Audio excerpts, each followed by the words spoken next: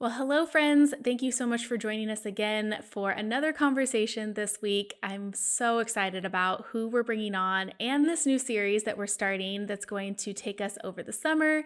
I am here with my girl, Taylor. Taylor, how are you? I'm great. I'm honestly feeling very refreshed and invigorated from this conversation we just had with our friend Peyton Frank, who, if you guys are not already familiar with her, she's an incredible wedding cinematographer. She was named one of the best videographers in the world by Harper's Bazaar. She's really just she's not messing around. She's an amazing artist and a very savvy business owner and has a wealth of information to share. But before we get into her episode, there's just a few things that we kind of want to touch on. Like Kelly mentioned, we're starting a new series and Peyton is kicking it off. We are calling this our All-Star series. So over the next several weeks and into summer, we will be bringing on some of the industry's top creatives, from wedding planners, wedding photographers, and filmmakers. So we have a great lineup ready for you guys that we are currently recording, and we're so excited to share all of these incredible conversations with you. And we just closed the doors last week to our spring mastermind. Yes, we did. We kicked things off with our free 3-day workshop, The Road to Luxury. If you joined us for that, thank you again for being a part of that. That was such a special 3 days together. Taylor and I thoroughly enjoyed coaching you guys, bringing new insight and awareness to how you can strategically make really smart business decisions that is really going to change the growth and trajectory of many, many years ahead. So thank you again for being a part of that. And we are so excited for the numerous filmmakers and photographers who really decided that this is the year for true growth in their business and joined our 12-week mastermind, the Luxury Mastermind.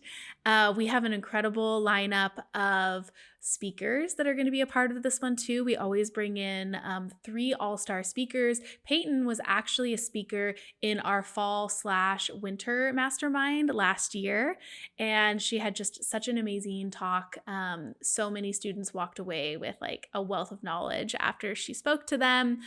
And if you're someone that was just really on the fence, didn't quite make the commitment into mastermind, I want to let you know that it is not too late to secure your spot for our next mastermind that is going to be kicking off in the fall of this year, right? Fall? Yes, Yes, late summer? September. Mm-hmm. Yes. So you can head over to thelevelupco.com/RSVP and secure your seat ahead of time. This also comes with a bonus one-on-one coaching call that is only available by RSVPing early to our mastermind program. And we would love to see you inside. Maybe it just wasn't the right time of year for you to hop in, but the fall seems like a better time. And I say go for it. Go big on your dreams. Just do it. It's been so life-changing for so many. Yeah, it really has. And we're so excited to be kicking off Mastermind next week. But we're going to bring it back to this episode because I'm sure you are on your way to a wedding or you're editing away and you can't wait to listen to what Peyton has to share with us. This is the Level Up Podcast. I'm Taylor Petrinovich. And I'm Kelly Gilster of 618 Studios. And we are on a mission to help wedding filmmakers and photographers level up their businesses so you can make more and work less. We want to help you confidently take your business from mainstream to luxury, and it all starts right here.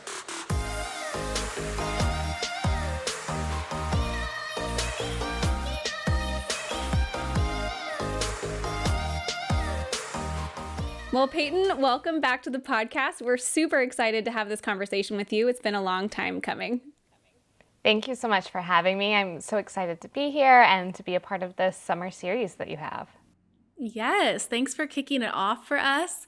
And also, thank you again for speaking in our fall winter mastermind that we had. I loved all of the great knowledge that you provided for our students, and we still get alumni that will hop in on our alumni group and they'll ask questions about certain things. And it was all about, you having the awareness of what was serving your business well and what opportunities to say yes to and what to let pass by. And so I always direct them back to, hey, go rewatch Peyton's talk. Like, she nailed it on the head. I think this would be such a good one for you to kind of have a refresher on. And so thank you again for being a part of that. It was just so enlightening for our students. Thank you so much. It's such a great group and great community, and I've just loved seeing what you guys have built and are doing for the industry. It's really cool and inspiring. Thank you. Well, if somebody is listening to this and this is maybe the first time they've heard you speak on a podcast or the first time they're coming across you and your brand, can you give a brief overview, introduce yourself, who you are, what you do, and how you got to where you are? Yeah, absolutely. I think that's a lot of ground to cover, but I started out in the wedding industry 10 years ago. I was in college and I started working for a wedding planner in my local market in Dallas, Fort Worth. And that kind of introduced me to this wonderful world of weddings. And I was fortunate enough to come in, getting this planner perspective and seeing kind of all of the different elements that go into a wedding day. So that's really where I started. And then eventually I got into video. I came to it through taking a photography class in college, and then later discovering the video mode button on my camera and just falling in love and being like, this is it. This is what I want to do. I had a degree in art history and philosophy, but I decided I was ready to get out into the world and really start working. And I just found this to be a really meaningful and fulfilling career to capture memories and tell stories of real people that are going to outlast us all, that will be handed down for generations. And to me, that's very fulfilling. That's so cool. It's so true. And I just really love too that we all get to kind of be at the forefront of a brand new career path, something that didn't even exist, 10 years ago. Paul and I have a commercial brand, and we did a shoot for a college, Cal State Long Beach, a while back, and it was for the arts department there, and one of the things was us filming a cinematography class. And so I just kind of got started chatting with the students, and I'm like, what do you want to do with this? Or what do you want to do when you graduate? And one of the students said, I want to be a wedding videographer. And I was like, you would have never heard that 10 years ago. It just made me so happy and really excited for just the trajectory of our art form in this industry too.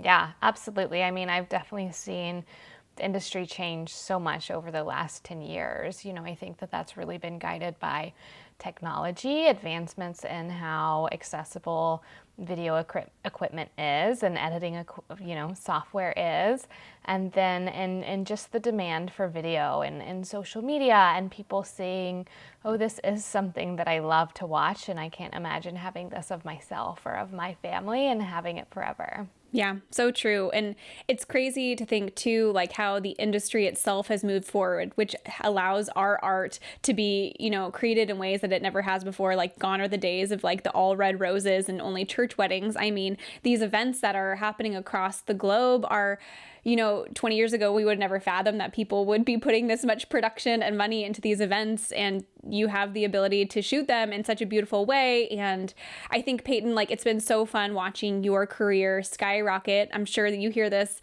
semi-often, but it's truly so inspiring to see not only like a female in the industry, like, be able to do this, which I love seeing like solo females really thrive, especially in the video world, because it feels like there's so few of us, although there's more now than there ever has been. But really seeing the blend of artistry and like business savvy come together to create something that's just so special and unique. Would you mind just kind of sharing a little bit about how you've kind of gotten to where you are today? And then we'll dig into the topic of this episode after that. Yeah, well, thank you so much, first and foremost, for the kind words. And it's been really meaningful to me to see, this change happen in the wedding industry. And I think, just globally and in every film industry and in other industries in the world, seeing more and more women on their own come and be able to do things that we haven't seen before. And the more examples we have of that, the more powerful that is. And the more you can, be in college and say, I want to be a wedding filmmaker, or I know I can do this, by myself or as a woman, or, I started out and I didn't have a lot of community. I didn't know any other wedding videographers. They were all, a bunch of guys in Facebook groups that weren't uplifting, that were not welcoming, that weren't anything that I wanted to be a part of. And it took years, I think it was probably good for me because it means I spent more time in community with photographers and planners and florists and other creatives and building those relationships. But it felt, lonely and like I was on my own little island. So it's just really nice to have seen so many different communities, come out of how things have changed. And it's been incredible to be a part of. So thank you. But yeah, I think a lot of my success has been because of other women who have seen potential in me or have appreciated, my artistic vision and my skill set and have nurtured that and have gone out of their way to support me and encourage me and connect me with their clients or with other people that they think that I should know. Wendy Kay with Birds of a Feather, she was one of the, big champions of my career since college and continues to be. And I have met other people. I met Amanda Slater, who introduced me to Katie Mary, and then Katie Mary had a huge impact on my career in 2020. And I was really able to begin serving a higher end clientele. I was able to kind of tie my brand into her brand, which was built on a lot of trust and expertise. And through that, I was able to have other opportunities to work with other people like Lynn Easton. And then I would meet Samantha Roberts, who does her social media, who would introduce me to Marcy Bloom. And, it's really just this kind of circle of trust and support. And I do believe that many of these women, Lynn and Katie, they see this is rare for a woman to be doing this, and we support that and we respect that and we know what that takes. I think Lynn Easton is incredible and she's been in this for a long time and she sees and recognizes, the world's changed and we have so much opportunity and it's just incredible. So I think it's just finding your people and finding people who support you and have a similar vision in terms of how you want to serve clients and create a business and be creatively and personally fulfilled. Yeah, that's so cool. And it is so true. 14 years ago when I got into this, there was hardly any other women in the industry. And I'm kind of embarrassed to say, but for the longest time, I would sign all of our emails as Paul because I didn't feel like I was good enough or respected enough by like either clients or there just wasn't really other girls in the filmmaking world. And so I did that for probably the first 6 years of our business. I signed all the emails as Paul because I was which was really interesting because there was a much different tone when I signed the emails as me versus when I shifted gears and signed them as Paul. And so then that's kind of what led me to be well, I guess I should just continuously sign them as Paul. And now it's just really, really exciting to see in the last 5 years just that huge shift happen and really have other women championing for you. And that now I don't have to really cower behind my husband being thinking he's the lead when really I've been the lead the whole time, but we've just kind of played pretend on that to fit the mold of what we felt like was okay within the industry. So yeah, it's so cool to hear that you've just really gained this beautiful growth in your business because of other women that have lifted you up and seen so much potential in you. Yeah, and I think it's just, once you get there, as you're on that journey, being intentional about that. It doesn't mean, oh, I only refer other women when I have a lead that's not a good fit. It means that I look at all of the great options and I intentionally choose to present, a diverse group of options, or having women second shooters on your team. I think that you do have to be intentional about it. And there's so much talent. And so just knowing if that's a value that you have, to be intentional about it. And it's not just choosing a woman because they're a woman, but it's, not forgetting that you have to think about that stuff. So true. So this topic, we wanted to talk about this specifically because Taylor and I were talking about this before we hit record, and we told you about it as well, that you've done also just such a beautiful job of weaving in your personal brand to your professional brand in a way where they're like really a beautiful blend. Like they're like a marriage together where everything in your curated professional brand is so like well thought out, and it's the same way with your personal brand too. Taylor and I were saying, like, when we think of Peyton, like, stay at home, we think of like her reformer and like her afternoon matchas, and it's just really cool. I think that there's not enough people, photographers, filmmakers, planners, that do a good job like blending the two worlds together. Is that something that you felt like you tackled with a certain strategy in mind, or did it just kind of come naturally to you? Yeah, I think it's definitely a combination. I think that, there was a point where I got really intentional about what I was going to show, because I realized how powerful branding is and how powerful your personal brand is.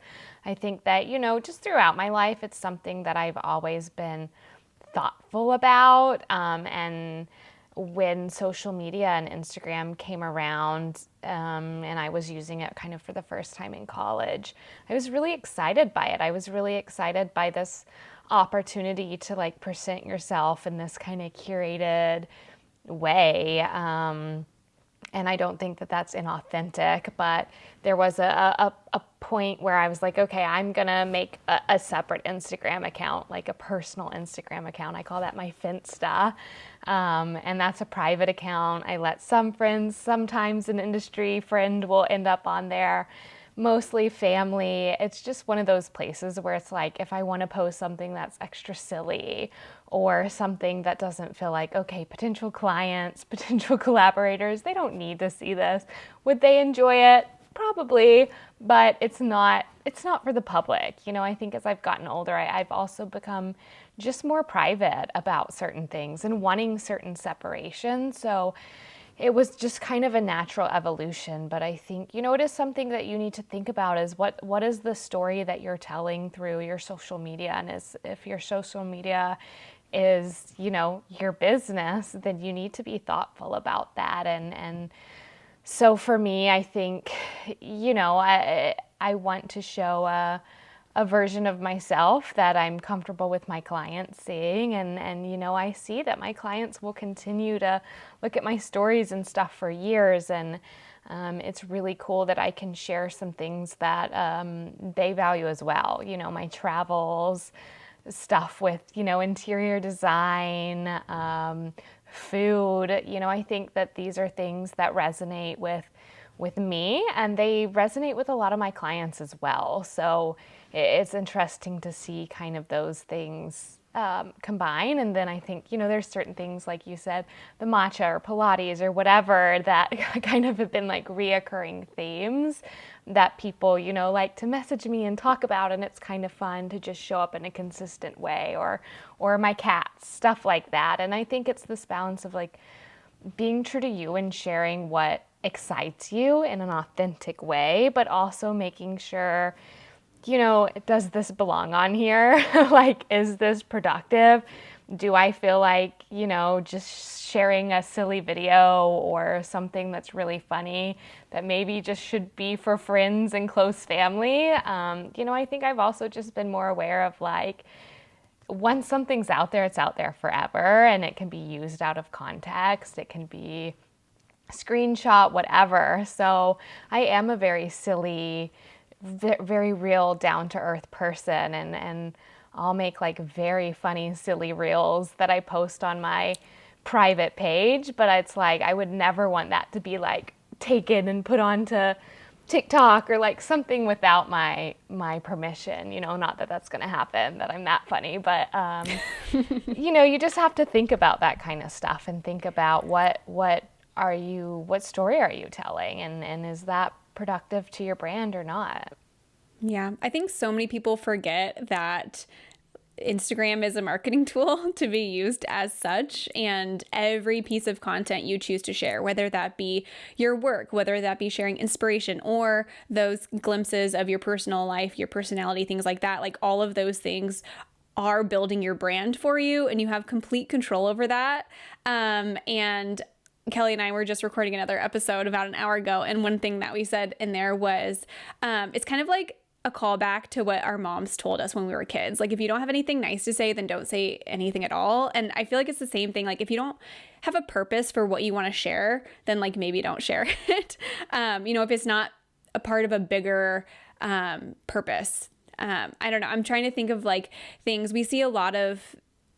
What I would kind of say, like maybe faux pas in the wedding world, specifically with accounts that we follow. And that can be anything from like complaining about being sick or sharing, maybe just like embarrassing things or complaining about your vendor team that you just worked on with a wedding or things like that. And it's like, it's such a reflection of your brand, and is it telling the story that you want to be telling? I think it's okay to like share these things like you do, like in private settings or via text message or whatever it may be. But I think really thinking twice about hitting publish to your stories is a practice more people would really benefit from.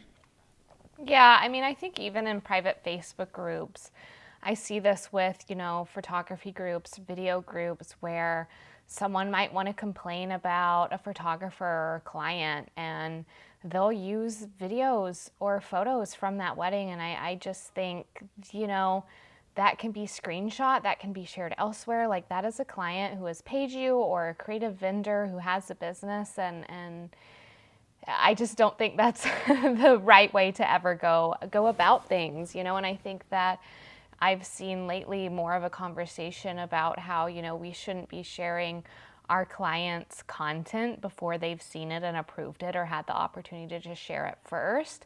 And I'm very glad that that conversation is happening. I've seen things that are shared that maybe they're funny or cute or could be a viral moment, and they get a lot of traction. But I always think, did the client approve that first? Like, did the client know that that was going to go viral? Did they consent to that? I mean, that's their wedding day. Those are their most private moments. Those are their faces.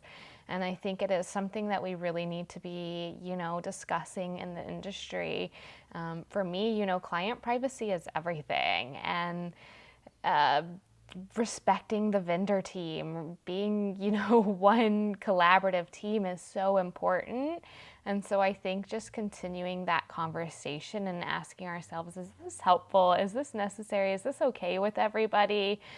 We have a lot of power. We have a lot of really private moments and personal moments that are recorded. And I always put myself in their shoes and think, would I be okay being presented this way? Would I be okay, even if it's the most beautiful, wonderful thing in the world, would I be okay seeing that moment for the first time on someone I paid's Instagram? And the answer is absolutely not. And I think there was a time where that didn't even cross our minds, but times are changing. Video is more powerful, it's more shareable, it has more potential to be viral or to be ripped off your page and be used in ads or other content that we don't consent to. So it's just a conversation we have to continue having with our clients and our collaborators, and respecting that. Yeah, I'm so glad you brought that up too, because I think that that's something that not enough people really have, like the wherewithal, like just yet. Not everybody has come to that conclusion that like what you're delivering to your client, like they shouldn't be reliving those moments or reliving, like, Taylor, there was someone who we were talking about, I think it was one of your past students who is engaged or got married, and they were like on a flight to their honeymoon, and then they landed and they had service, and they saw that like their teaser had been posted like hours prior with like tons of comments already and views, and it was like she never even really knew that she felt that way until it happened to her. I was going to say, I think people do it so innocently, and I'm not saying it's malicious or, you're trying to wrong people or being selfish. I just think maybe has it been a conversation, and as social media changes, we have to put ourselves in those shoes and really think through that. Yeah, I mean, it's kind of like the sentiment of know better, do better. Like, we can't blame our parents for like decisions they made, like, raising us as kids. The world has changed and now we can do better for our kids. And it's kind of the same thing. Like, what was okay 5 years ago isn't okay now, but now we know better. So we can continually do better. And I think it's something that a lot of people don't think about until they hear a conversation like the one that we're having, to spark that in them. And now maybe moving forward in 2024 and beyond, they will adopt new practices. Kelly and I have a course together. It's called the Luxury Framework. And actually, like, this is something we cover in depth. There's a lot of these etiquette things on making sure you deliver things to your clients before sharing publicly. And I think that's what it is. It's etiquette, and along with a lot of different pieces and nuances of etiquette within the industry, it's something that you really need to learn, and you probably never consider it as being an issue until someone brings it to your attention. So that's what we're here to do for you if you're listening to this. No, yeah. I mean, I definitely know that I probably made mistakes. I mean, I was such a young filmmaker when I started. I was 21. So like there's things that you kind of gain just automatically over time as you get older. And like Peyton, how you're saying, like, you now bring a new level of privacy to your own life. I think that that's something that naturally kind of occurs as you get older too. And one thing that I kind of wanted to go back to that I loved what you said was that you're actively kind of self-auditing that the things that you're sharing from your personal life are things that your clients also value. And I just love that you said that, because it is so true, that when someone is kind of maybe, say they're like, okay, I want to go about this in sharing my life in a, an authentic, but a curated, authentic way, but they don't know where to get started. I think a lot of it has to do with identifying your ideal client and understanding what your ideal client also values, so that when you're sharing those personal moments, it's relating to them in a specific way. Yeah, and I think, I always am authentic to myself. I am not, trying to identify a client and then just making guesses on what they like and then going and trying to be that. I think that it's probably really obvious if you're just trying to make pretend. Like, I'm never going to make pretend that I'm someone who cares a lot about like labels or, certain designer things or stuff like that. Like, there's just certain things that, I really love and light me up and want to share. And I know that, most of my clients, since I do destination work, they love travel too, or they love experiences, or they love food. And people will say, oh, well, where was this? Whatever. And I also know, how do I enjoy using social media? And I want to share, things that I enjoy from other people too. So I think it's just kind of sitting down and being intentional. I had a friend who had told me she read something once, and I don't remember exactly, but she would always ask herself like 5 questions before sharing something, of like, was it inspirational? Was it uplifting? Was it true? Was it authentic? Like, just a set of questions, and coming up with, something like that, just to filter it, because social media is so immediate and you can post things without thinking, and I just think that it's important to have some kind of filter before you just go and share everything. And I'm not saying, oh, you can't be personal, you can't share the bad moments or family or the messy moments. You absolutely can. I mean, I follow so many people who it's like, that's what I love, is like, I don't even follow them for their wedding work. I love their family life. Or, I just think that this can look so many different ways, but you just want to be intentional about it. And if your brand is all about being a working mom and balancing it, and that resonates with your creative partners or the story and message you want to share, like, go with that and run with that and share that and spread your message. But I just think it is, it's just giving a little thought into it and being intentional and understanding like what you share is a message. So being aware of that. Yeah. Okay, this is also great. I have one question. You said social media is so instant, and that kind of sparked a question because I know how I do it. I know how Kelly does it, but I would love to know about you. We're huge advocates of not posting necessarily in the moment, kind of letting the moment breathe.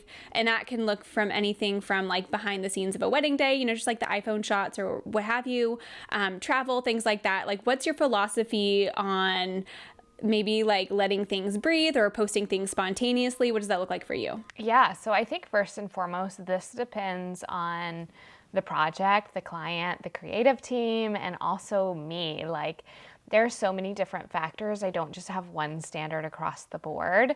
I'm sure, some people do, and that works really well for them. But for me, I want to know, what are the client's expectations? What are the planner's expectations? What's the photographer doing? I always have this conversation ahead of time of, hey, are we sharing real time? Are we sharing previews on, Monday? Are we sharing previews 2 weeks later? Are we sharing nothing? Are we waiting for publication? Like, you just kind of want to know what the expectation is. If a client is all about social media and they want all eyes on them, or maybe the planner wants all eyes on this wedding, then yeah, like, share some stuff, do whatever. You don't have to go crazy, but I think just kind of understanding like what is the rollout strategy of this wedding. I've been really fortunate enough to work with Samantha Roberts, who I mentioned earlier. I worked with her on a lot of Easton events, weddings, Marcy Bloom wedding, Engage. She does the social media for them as well. And I learned so much about just how she thinks through all of this and has, a set of standards and just clear communication about what the strategy is and what the message is. And so I think if you don't have someone kind of running the show on that, it's okay to ask questions and get everyone on the same page. And I'll be honest, sometimes it doesn't work. Sometimes I will be like, hey, I know you guys want to share this like in a week or 2 weeks, like, let's create a strategy. I made all these reels, whatever. And then nothing ever happens and no one is organized and they're just sharing things whenever they feel like it, and that's fine. People are busy. But sometimes people are like, okay, great. Like, here's what we're going to share on Monday and then this on Tuesday and then, a real strategy rollout. And that can be really powerful, and it can make people feel like, whoa, this wedding was everywhere. And did you see this and that? And all of that, that can be really cool and really, really powerful. And personally, I just think that that's really fun. But, you can only control what you can control on every wedding. But I think it's definitely worth communicating about, especially now that we have collaborative post. That simply requires a lot of communication. People are probably not just gonna accept your collaboration if you just invite them without talking about what the caption is, who's going to be the main poster of it, what the cover image is. I think that you just kind of have to get on the same page and I'll have a text thread with someone, and it can take some time for everyone to agree, if photographer, videographer, planner are all being on a collaborative post, of, what's the right tone and what's the right cover image. And, it's just a little bit of extra work, but it can be really impactful and it can work really well in some instances. Yeah, I love that you said that too, because sometimes I'll get a collaboration invitation and I don't accept. And it's so good to know too that like there is so much strategy behind that. There's conversations that need to be had. It's not just, some people I think that are listening maybe just thinking that if you get a collaboration post, you have to accept it, or that person has to accept it for you. And I think it was 2 years ago, we had an event and I had not even really thought about it, but I asked the planner to be a collaborator on it. And it could be like she hadn't seen the reel beforehand, but then what it was they didn't actually produce the welcome party. And there was like some shots of like welcome party bags in that. And she basically was like, hey, I love the film so much. I'm just not going to accept the collaboration because we didn't produce this welcome party. And like, I just don't really want like some of this extra things, the welcome bags, things like that we didn't actually design and have our hand in it. It wasn't really a reflection of our brand, and that's why I'm not. And that was actually really sweet. She didn't need to like, she could have just declined it and moved along, but it was really sweet to hear her explain it to me, and that was like an aha moment for me too, that there needs to be a deeper level and layer of collaborating with the creative team as a whole. So that's really cool that you guys do all of that. Yeah, totally. So that's just kind of my approach. I think everyone can take their own approach, but I do think when you're working with a planner, they are also your client. So showing them the video, showing them, a plan or whatever, asking them if they have a plan is just as important. They're the ones who have spent sometimes a year or more working on this wedding and making everything happen so that you had something beautiful and special to capture. So I do just like to include them or think of them the same as the client. Of course, client has final say on what gets to be shared, and sometimes you don't get to share anything, not even a ultra wide tint shot with no people, and that's okay. That's part of my brand, and that's part of what I've worked really hard to be able to serve, that type of client who can throw a fabulous party and just want to keep it for themselves. That's completely fine. And so just having these conversations ahead of time and thinking through things, and ultimately being able to let go if it doesn't go exactly your way.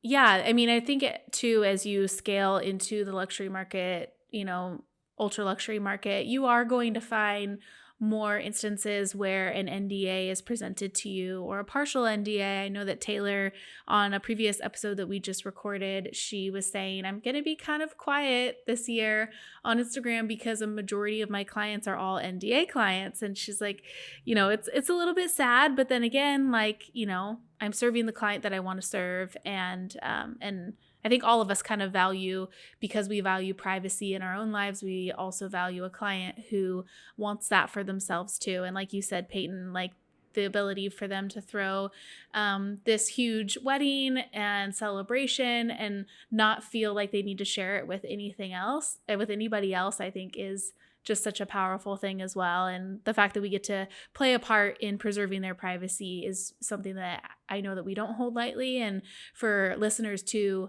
when you are presented with that, definitely don't take that lightly as well. And be like Peyton, be a team player. Don't fight for it.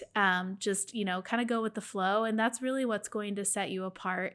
We get asked so many times, well, how do you provide a luxury experience, like an elevated client experience? And a lot of times it is just being that true team player and listening to the client and understanding where they're coming from. And by not fighting it, going with the flow, that's a really good way to be serving your client really well. So, Taylor, any final things that we can ask Peyton in this episode? No, I think this is so great. I love all the different tangents we went down. And I think that honestly, I can count on two hands how many takeaways people will walk away with from this one. So Peyton, if somebody hasn't already been following you already, where can they find you online to watch your beautiful work and get in touch? Yeah, Instagram's definitely the best place. It's just at Peyton Frank, Peyton Frank. And feel free to DM me. I would love to hear, if you took away anything from this episode, if you disagree with anything, that's okay too. I think this process, this journey of being a creative entrepreneur, being an artist, just living on earth, is learning from a million different perspectives and a million different experiences and synthesizing, what resonates most with you. So I would love to hear, if anything resonated with you, if it didn't, if you've implemented anything or what your approach is. I just love to hear from people, and I always appreciate that. But yeah, follow along. I will say sometimes I go stretches where I don't post anything on Instagram, and that's okay too. Maybe I don't feel inspired, or I'm working really hard behind the scenes, or I'm just so busy working for a client that it's just like not even a thought. So, but follow along. I try to share, when I feel inspired to do so. But thank you all for listening, and hope to be back soon. Thank you for joining us in today's conversation. Please help us reach more filmmakers and photographers like you by taking a screenshot and sharing it to social media. And don't forget to tag us at The Level Up Co. And join us again next week, same time, same place, as we continue to level up the industry together.